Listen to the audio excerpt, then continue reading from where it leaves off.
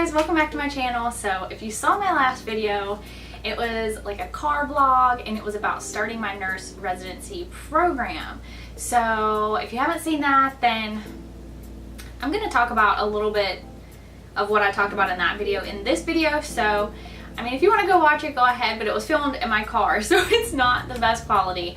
But so let me talk a little bit about my orientation for my nurse residency program. So it was a total of 12 weeks, and we were required to do 6 weeks on day shift and 6 weeks on night shift. And then, so I started on nights. I did 2 weeks on a medical unit, 2 weeks on a telemetry unit, and 2 weeks on a surgical unit. Then I switched to day shift, and I did 2 weeks on a medical unit, 2 weeks on the surgical unit.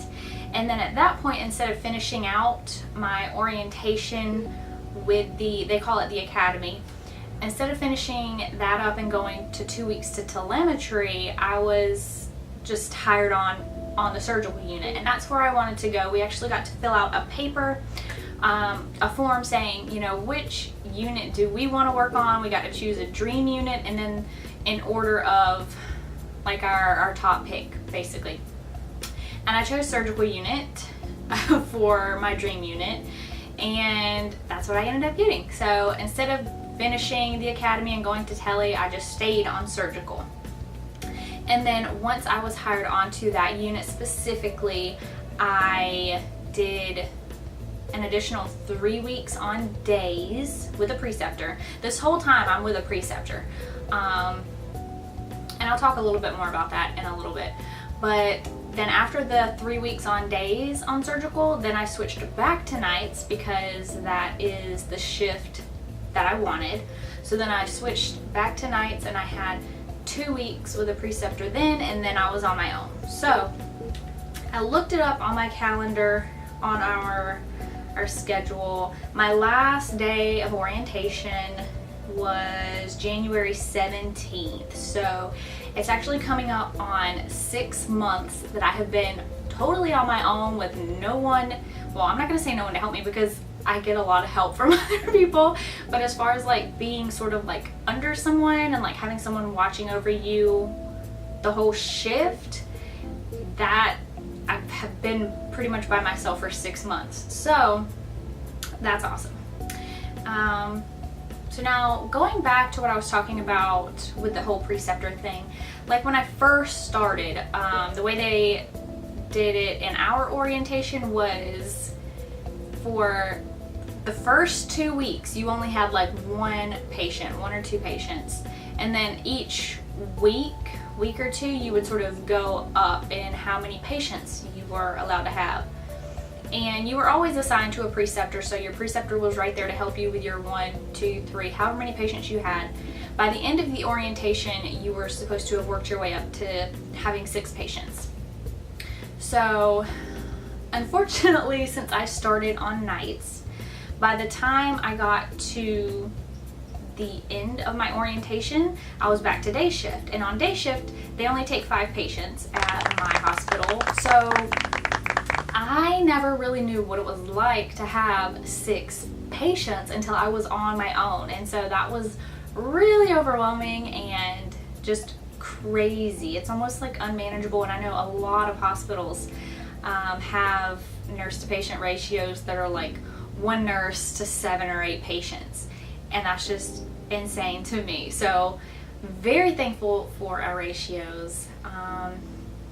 Yeah, so a little bit about the 6 months I've been sort of on my own. I have learned so much, and it's crazy. The first week that I was supposed to be on my own, I was actually asked to come in a day sooner. So I came in, you know, sort of ready to be on my own, and I actually ended up experiencing my first like rapid response is what they call it at our hospital. I don't know if it's like that everywhere, but it's not like a code blue. It's just sort of like, you know, this patient, something's really not right with this patient. We need, you know, like a team in here. We need to figure out what's going on.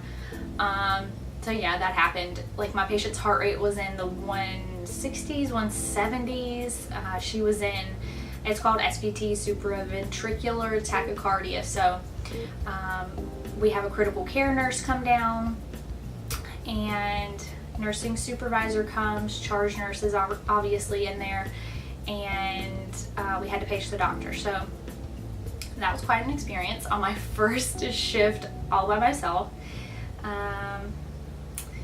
Let's see, what else has happened?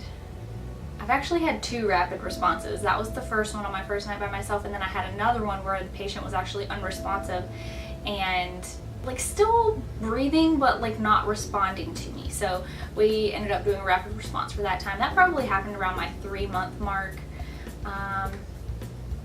What else? I'll have to come up with like a whole list of things that have happened in this 6 months, but I just wanted to do a quick update, although this is turning into like a rambly video. It's been going really well. I've learned a lot. On the surgical unit, we deal with a lot of patients. It's crazy. We actually get a huge variety of patients. It's a surgical unit.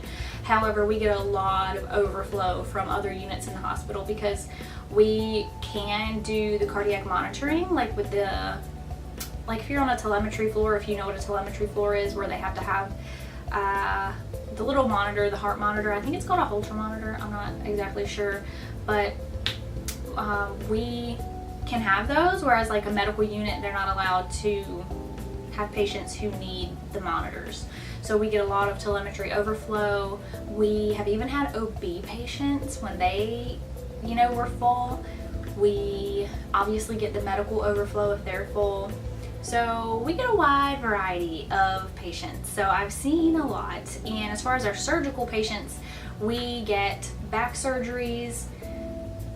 We get obviously knees, hips. What else? A lot of bowel obstruction. You'd be surprised how many people get bowel obstructions. I was surprised. We have a lot of those. We have osteomyelitis, and I remember learning about osteomyelitis in school and how it's, you know, treated with long-term antibiotics, and I was just thinking like, oh, like that's probably like sort of a rare thing, and it's kind of not. We actually have a lot of osteomyelitis, and with good outcomes. When I was in school and learning about it, I was like, this sounds terrible, like that. I just felt like people with osteomyelitis had like bad outcomes, and that's surprisingly not true. It's actually, we have a lot of people, they're there for their antibiotics and then they go home and everything's perfectly fine. So that's sort of a little bit about what kind of patients we get. If you want to know like what kind of disease processes I see often, like let me know what kind of videos you want to see. I can do a video about maybe like the types of drains that I see. We get so many JP drains.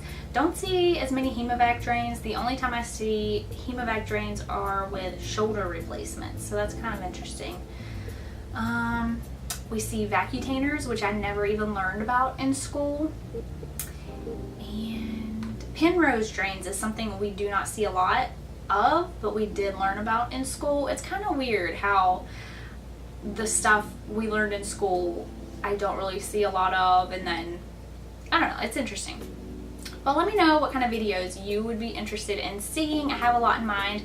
I just actually ordered a lot of new scrubs, so I really want to do like a scrub haul with like actually trying them on and stuff, because I've wasted so much money on scrubs that just didn't fit right. They weren't comfortable, and I don't see anyone doing like scrub hauls, so I don't know if that's something someone would find helpful. I know I would, so I kind of really want to do that.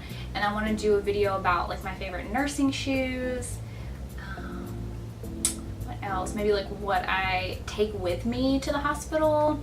Just let me know in the comments below. And yeah, if you have any questions, let me know. So I will see you again in my next video. Bye!